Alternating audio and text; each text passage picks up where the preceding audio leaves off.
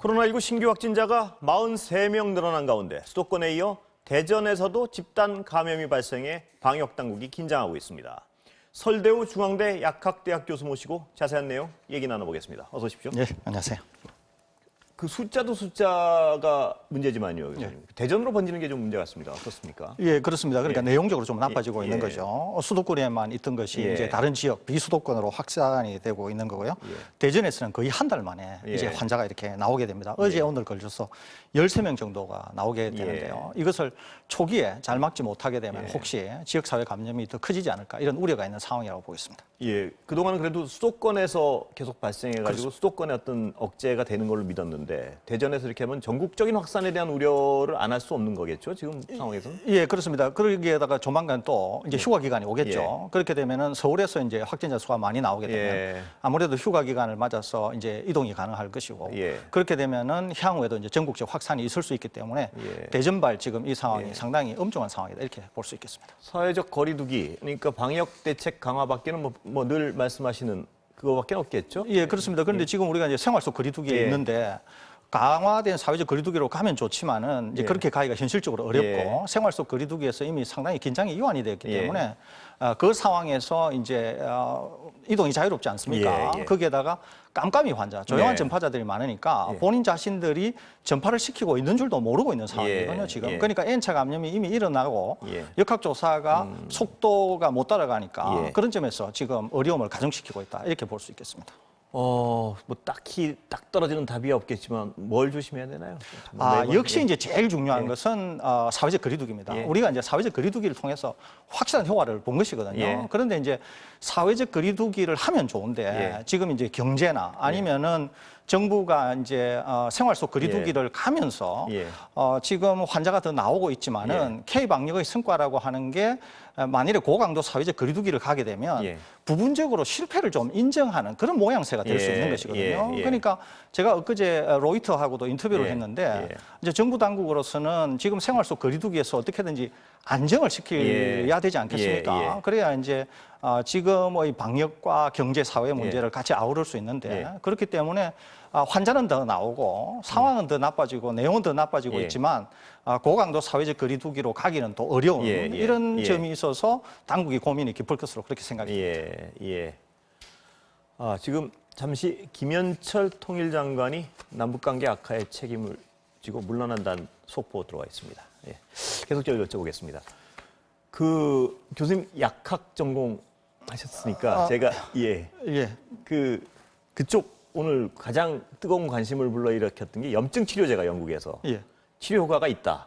그래서 긴급 사용 허가를 받았다. 굉장히 뜨거운 뉴스였는데 어떻습니까, 교수님 보시기에는? 이 결과는 아직 논문으로 나오지는 않았는데요. 보도된 내용 그리고 영국 정부가 발표한 내용으로 보면 상당히 고무적입니다. 이제 실제로 중증 환자들한테 사용한 것, 그러니까 사용한 환자가 약 2,000명이고 대조군으로서 사용하지 않은 환자가 4,000명입니다. 그래서 이 둘을 비교를 했는데요.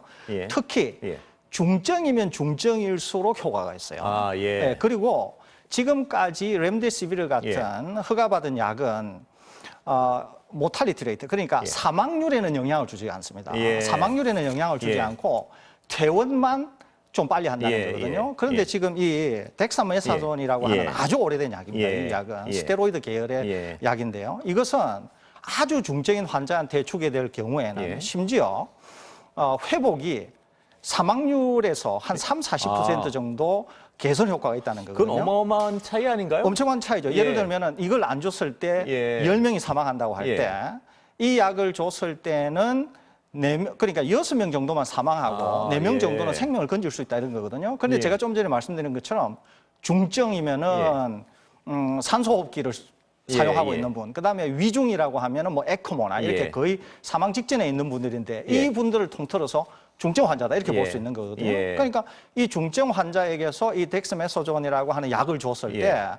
최대 한 40% 정도까지 회복을 시킬 수 있으니까 굉장한 약이다 이렇게 볼 수 있겠습니다. 그럼 이게 우리가 그동안 그렇게 논의했던 렘데시비르보다 훨씬 더 나은 약이라고도 볼 수 있는 거 아닌가요? 지금 결과로는 그렇습니다. 왜 그러냐면은 지금 코로나19와 관련해서 거의 한 80에서 85% 정도는 경증을 앓습니다. 그러니까 특별한 약이 필요가 예. 없는 거죠. 예. 그런데 이제 최대 한 20% 정도가 중증으로 빠지게 예. 되는 것이거든요. 예. 그런데 이 중증 환자들한테 쓸 약이 여태까지 없었던 겁니다. 그리고 이 중증 환자들한테 썼을 때 제일 문제는 뭐냐면은 사망률에 영향을 주나 안 주나 하는 것이거든요. 예. 그런데 렘데시비르는 예. 사망률에는 전혀 영향을 주지를 못해요. 입원 기간만 줄인다는 입원 말씀이시죠? 기간만 예. 줄이는 거죠. 예. 그런데 지금 이 덱사메사존은 예. 사망률에 직접 영향을 준다는 것도 예. 준다는 것이죠. 예. 그것도 한 40% 정도의 예. 개선 효과가 있다. 이러니까 이것은 상당한 치료 효과가 있다. 이렇게 볼 수 있습니다. 지금까지 나온 모든 소식 중에 가장 낙관적이고 반가운 소식 같습니다. 이 치료제 관련해서는. 그렇습니다. 그래서 이제 영국 정부에서 예. 영국 정부가 지금 사망자가 굉장히 많지 예, 않습니까? 그런데 영국 정부가 얘기하기를 이거를 우리가 처음부터 알고 썼다고 하면 거의 5천 명의 사망을 줄일 수 있었을 거다라고 예. 평가하는 이유가 거기 있다고 그럼 보겠습니다. 이렇게 획기적인 약인데 가격도 별로 비싸지 않은 것 같습니다. 뭐 5천 원, 7천 원 한다는 얘기를 들었는데 이게 뭐 맞는 얘기인가요? 예, 그렇습니다. 이 약은 거의 1957년도에 예. 처음으로 나온 약이고 지금은 특허가 다 끝나서 아무라도 복제를 해서 만들 수 있는 건가요? 복제약을 만들 수가 있습니다. 그러면 공급이 부족할 일도 없는 거네요. 그렇습니다. 그래서 예. 국내에서도 많이 쓰는 약이고 지금도 이 약은 광범위하게 사용이 되고 있습니다. 예. 뭐 천식이라든지 이 약이 기본적으로 이제 항염증 그러니까 예. 소염 작용도 가지고 있을 뿐만 아니라 면역 억제 작용도 예. 가지고 있는 것이거든요. 예. 그래서 우리가 이제 앓게 되는 각종 그런 면역 기능의 이상 예. 또는 어떤 피부 질환 이런 곳에 광범위하게 지금도 사용이 되고 있는 약이라서 예. 뭐 코로나19에 특효약이 없는 상황인데도 이 약이 꼭 특효약이다 이렇게 볼 수는 없지만은 예. 특효약이 개발이 된다고 하더라도 심지어 예. 이만할 건가라고 할 정도로 좋은 치료 효과를 보인다 이렇게 볼 수 있겠습니다. 아주 획기적인 어떤 소식인 것 같아서 오늘 뭐 여러 가지 암울한 소식 중에 가장 반가운 소식 중에 하나입니다. 교수님 설명이. 예. 또 다른 하나는 약값이 워낙 싸기 때문에 예. 특히 이제 좀 이렇게 인프라가 취약하고 예. 또 환자가 많고 그런 남미 국가나 아프리카 예. 국가들 이런 국가들한테도 뭐 상당히 희망적인 소식이 되지 않을까. 이렇게 더군다나 생각합니다. 아까 말씀하신 분 중에 가장 또 중요한 부분 중에 하나가 특허가 소멸돼 있기 때문에 복제약 공급이 무제한 가능하다는 말씀 아니신가요? 그렇습니다. 예.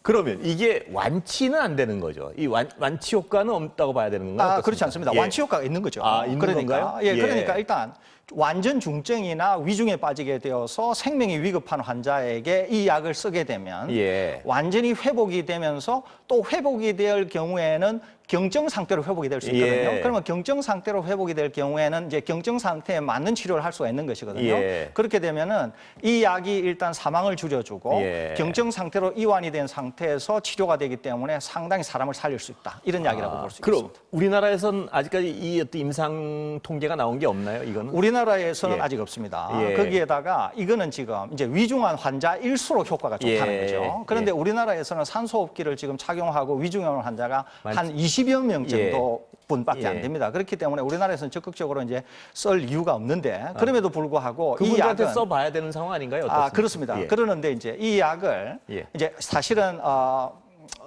교수 시간은 거의 다 됐는데 그렇습니다. 약간 쓸 수도 있습니다. 쓸 수도 예. 있고 또는 FDA에서 허가를 내거나 아니면 예. 지금 방역 당국에서 쓰기를 권고하면 예. 적극적으로 쓸 수는 있습니다. 아직까지 사용은 안 해봤나 보죠 우리나라에서. 안 한 것으로 생각이 되는데 아마 예. 부분적으로 썼을 수도 있습니다. 왜냐하면 예. 이 약은 워낙 광범위하게 쓰고 예. 또 코로나19가 감염이 되면 각종 감염성 질환을 일으키는데 예. 그때는 항생제와 이 약도 통상 같이 쓰거든요. 예. 그렇기 때문에 아마 일부 쓴 예도 있을 것으로 생각은 됩니다. 그리고 시간은 다 됐습니다. 근데 우리나라에서도 지금 현재 복제약을 만들 수 있는 상황이라 이 말씀이시죠? 그렇습니다. 우리나라에도 이 약은 있습니다. 지금. 예.